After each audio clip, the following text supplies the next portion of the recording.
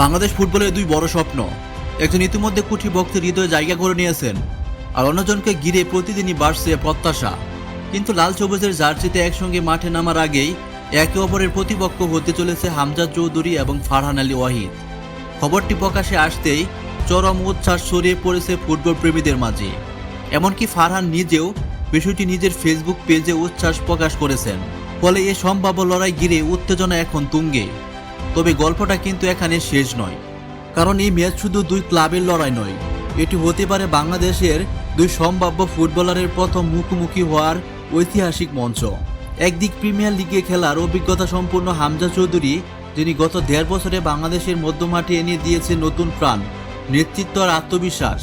অন্যদিকে ফুলহাম যুবদলের দুর্দান্ত পারফরমেন্স করে আলোচনায় উঠে আসা ১৯ বছর বয়সী তরুণ ফুটবলার ফারহান আলী ওয়াহিদ।